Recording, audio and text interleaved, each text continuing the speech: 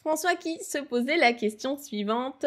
Quelle est la différence entre to iu, ou bien juste to, et le petit tsu te, donc ce qui est très difficile à prononcer à l'oral, hein, te, quand on est dans la citation de parole. Alors déjà, je tiens à préciser que tout ça, on le voit en détail dans la formation Objectif JLPT 4. Il y a un cours, il y a même 2 cours en fait, hein, spéciaux là-dessus. Il y a un cours sur to, iu, to, iimas, donc pour citer les paroles, ou bien pour dire ça se dit, nani nani. Et on a un deuxième cours complémentaire justement sur cette forme en petit tsu, te. Donc là, ce que je vais faire, c'est que je vais faire un condensé de ça, mais après, si vous avez besoin vraiment de précision, de plein de phrases exemples, et surtout d'exercices et de corrections personnalisées, là, je vais vous inviter à aller voir ce cours donc dans la formation Objectif JLPT 4. Déjà, pour faire simple, le verbe iu, iimas, ça veut dire dire. C'est le verbe dire en japonais. Et quand on cite des paroles, donc quand on dit « il a dit », je sais pas, il a dit j'aime le Japon », donc Bidule a dit j'aime le Japon, on va dire donc les paroles en question, j'aime le Japon, Nihon ga suki desu, et on va rajouter to iimashita. Donc j'aime le Japon, il a dit j'aime le Japon. Ici, la particule to, elle est là pour justement citer les paroles. Elle fait le lien entre les paroles et le verbe iimasu. Donc, Nihon ga suki desu to iimashita. Donc là, on cite to iimashita.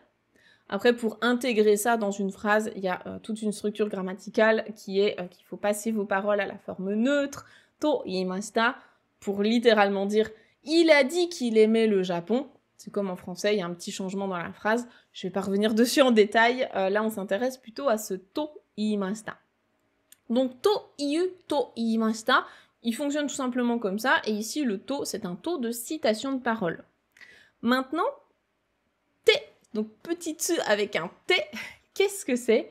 Eh bien, en fait, c'est tout simplement la forme familière et contractée de to iimasu, to iu. Donc, vous allez le voir plutôt à l'oral et surtout dans un contexte familier. Si vous le voyez à l'écrit, c'est pareil, hein, c'est du contexte familier, donc quand on échange des messages entre amis ou quoi. Donc soit on cite directement les paroles de quelqu'un avec te ita, par exemple, donc il a dit te ita, donc il a dit que nanana, il aimait le Japon ou ce que vous voulez. Et sinon, on peut aussi citer, alors pas forcément des paroles en elles-mêmes, mais mettre en avant un mot ou quelque chose, soit avec to iu, soit avec te. Comme par exemple, quand on demande c'est quoi ce truc-là? Donc imaginons, je vous parle de l'objet, les petits daruma, et vous savez pas ce que c'est. Qu'est-ce que c'est un daruma? J'ai jamais entendu ce mot-là. Si vous me demandez de manière très familière, c'est quoi un daruma en japonais, vous me demanderiez daruma te nani? Donc, un daruma, ce mot daruma, c'est quoi? Donc, te nani, daruma te nani, ou bien si je vous parle d'une fille qui s'appelle Hanako et que pareil, vous avez jamais entendu parler de cette fille, vous pouvez me dire Hanako te dare? Donc, c'est qui Hanako? Donc là, on peut citer non pas une parole, mais en fait un mot, un thème en question dont on parle avec ce petit tsu, te. Je vous donne également 2 exemples avec la forme en toyu, donc là qui est un petit peu plus poli. Donc par exemple, pareil, hein, si on reprend le thème des objets japonais que vous ne connaîtriez pas. Si je vous demande, est-ce que tu connais les petites poupées qui s'appellent des kokeshi? Je pourrais vous demander donc, kokeshi to iu ningyo wo shitteru? Donc kokeshi to iu, enfin, ningyo, du coup derrière, ningyo, les poupées. Les poupées qui s'appellent kokeshi? Est-ce que tu connais?